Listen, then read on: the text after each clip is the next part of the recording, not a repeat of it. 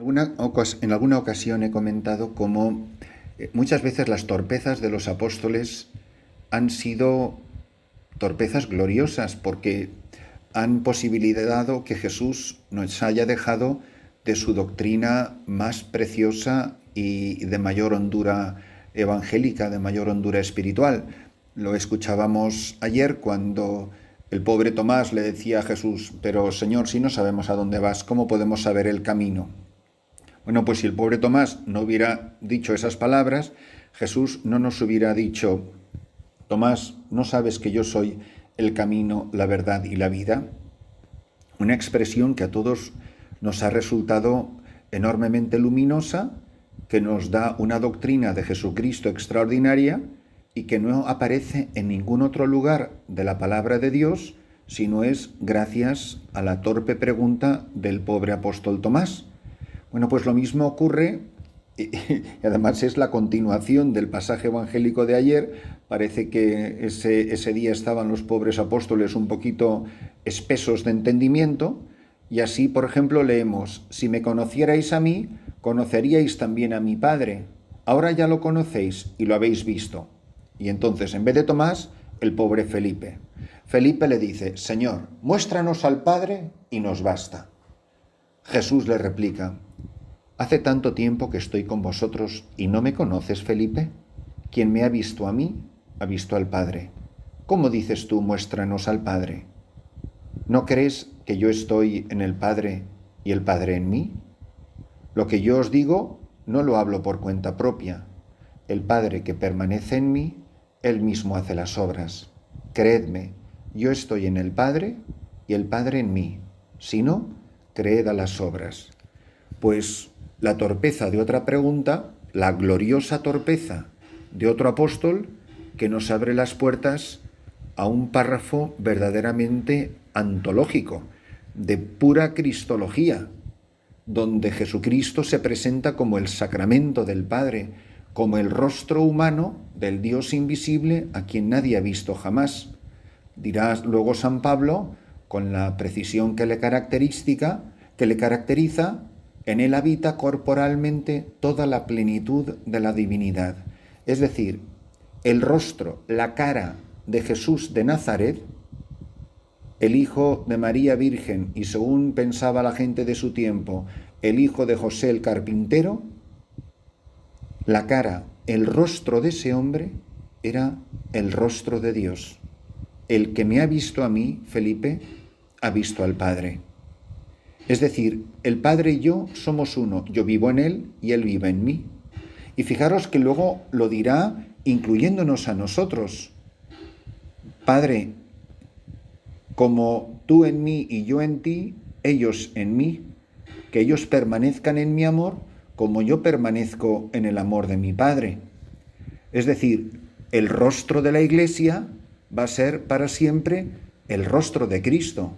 A quienes perdonéis los pecados les quedan perdonados. A quien a vosotros escucha, a mí me escucha. Que vean vuestras buenas obras y den gloria a vuestro Padre. Es decir, igual que Jesucristo es el sacramento primordial, es el sacramento del Padre, es el enviado del Padre, o como he dicho hace un momento, es el rostro humano de Dios.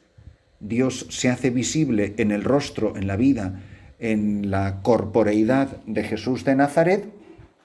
De la misma manera, quien entra en contacto con la Iglesia, entra en contacto con el rostro de Jesucristo glorioso y por tanto con el Padre. Fijaros que la relación de Jesucristo con el Padre es la esencia de nuestra vida cristiana. Es decir, lo que pasa entre el Padre y el Hijo es la vida mía y es lo que se me comunica, porque lo que Jesucristo ha venido a transmitir, a comunicarnos, de lo que Él nos hace participar, es precisamente de esa relación de padre a hijo y de hijo a padre en el Espíritu Santo. Esa vinculación trinitaria es lo que da sentido a nuestra existencia. Es decir, el Padre solo tiene un hijo y solo ve el rostro de su hijo. Este es mi hijo amado y no tengo otros hijos amados. ¿Por qué? Porque el Padre reconoce el rostro de cada uno de nosotros en el rostro de su Hijo. Nosotros, incorporados a Cristo, somos hijos en el Hijo. Es decir, el Padre sigue teniendo un solo Hijo. Es verdad que San Pablo dirá que Él es el primogénito de toda criatura, pero San Juan en su teología, en su cristología, nos dice que Él es el unigénito, no solo el primogénito. Por lo tanto, en el unigénito todos somos unigénito. El Padre ve en mí el rostro de Jesús. Por ejemplo, hablando de la oración, ¿por qué escucha el Padre mi oración? ¿Por qué cuando yo digo Padre nuestro el Padre me escucha? Porque reconoce en mí la voz de su Hijo. Porque reconoce en mí el rostro de su Hijo. Porque yo he sido incrustado en Jesucristo, le pertenezco a Él. Me tiene unido a Él, inseparablemente a Él. No soy una apuesto, no soy una aposición, no soy una persona pegada a Cristo, no, somos una sola cosa, unido a Él, incorporado a Él, miembro de su cuerpo, animado por su misma alma. Por eso vivo yo, pero no soy yo. Es Cristo que vive en mí. Vivo de la fe en el Hijo del Hombre, dice San Pablo, que me amó y se entregó por mí. O dirá en otro lugar, para mí la vida es Cristo. Eso no es una manera de hablar. Muchas veces lo he dicho que cuando nosotros en nuestro modo coloquial de comunicarnos unos con otros, es muy común en matrimonios, cuando se llevan bien, claro está, el uno le dice al otro, oye mi vida, pero literalmente es mentira, porque tu mujer no es tu vida y tu marido no es tu vida. Y antes de conocerla ya estabas vivo, vivito y coleando. Y cuando uno de los dos se vaya al otro barrio, pues te dará mucha pena y llorarás muchas lágrimas, pero seguirás viviendo, porque no era tu vida. Por supuesto que los dos eran una sola carne, etcétera, pero es hasta que la muerte nos separe. Y estábamos vivos antes de conocernos. De la única persona a la que se le puede decir mi vida, en sentido literal, no en sentido metafórico, poético o figurado, es a Jesucristo. Porque Él nos hace partícipes de su relación con el Padre, de su mutua autodonación. Como el Padre se entrega en el Hijo y como el Hijo nos comunica no lo suyo, sino lo que Él ha recibido del Padre. Y lo que Él ha recibido es su propia vida, su propio ser, su propia existencia. Existimos desde toda la eternidad, lo dice San Pablo al comienzo de la carta a los Efesios, existimos de toda la eternidad, Dios Padre antes de la creación del mundo, nos eligió en Cristo para que fuéramos santos e irreprochables ante Él por el amor. Dios Padre antes de la creación del mundo, hay que poner atención a las palabras. O sea, antes de que se creara nada, antes de que hubiera el Big Bang, si es que eso ha existido alguna vez, antes de que hubiera nada, yo ya existía en el corazón de Dios y en la mente de Dios y en el pensamiento de Dios. Dios ya desde toda la eternidad había diseñado mi vida, había escrito la partitura de mi vida. Sabía si yo era hombre o mujer, sabía que iba a ser sacerdote, sabía que me iba a casar, sabía que iba a tener hijos, lo sabía todo de mí. La historia de mi vida está escrita, es para que se cumpla la Escritura, como decía tantas veces los evangelios, particularmente en los relatos de la Pasión. ¿Cómo dices tú, le dice Jesús a Felipe, muéstranos al Padre? ¿No crees que yo estoy en el Padre y el Padre en mí?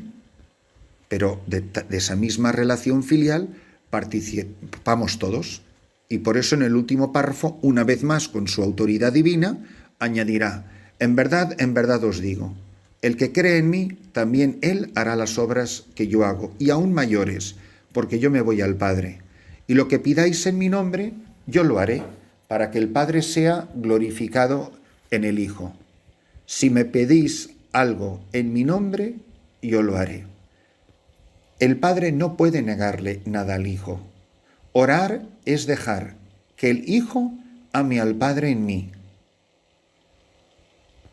Orar es amar y dejarse amar sobre todo y ser conscientes en el corazón de la oración como el Padre ama al Hijo y el Hijo ama al Padre.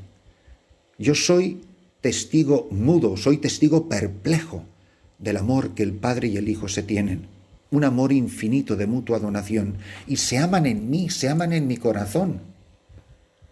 Se han encontrado el Padre y el Hijo, eternamente, claro está, en el corazón de quien vive en gracia de Dios. Esta es la maravilla. Por eso la oración de un cristiano es infalible si nosotros permitiéramos a Jesús hablar al Padre y pedir en su nombre, que es dejarse mover por su Espíritu. Por eso la única oración que es infalible es la del hágase tu voluntad. Porque como siempre se va a hacer la voluntad de Dios, si yo pido algo que no es voluntad de Dios, evidentemente eso no es oración cristiana, porque es una oración que nace de mí, no nace del corazón de Cristo. Abrimos el corazón, le pedimos a la Virgen María, que es maestra en esta escuela de oración, que nos enseñe a orar, que nos enseñe a amar a su Hijo, que nos enseñe a amar como su Hijo ama al Padre y como el Padre ama a su Hijo y la ama a ella, que ella nos enseñe a orar como enseñó a su Hijo Jesús, para que también nosotros sepamos reconocer en el rostro de Cristo el rostro del Padre, y para que cuando la gente te mire a ti y la gente me mire a mí, vea algo, el rostro glorioso y bellísimo de Cristo Jesús en tu rostro y en mi rostro. En nuestras vidas brille el rostro de Jesús.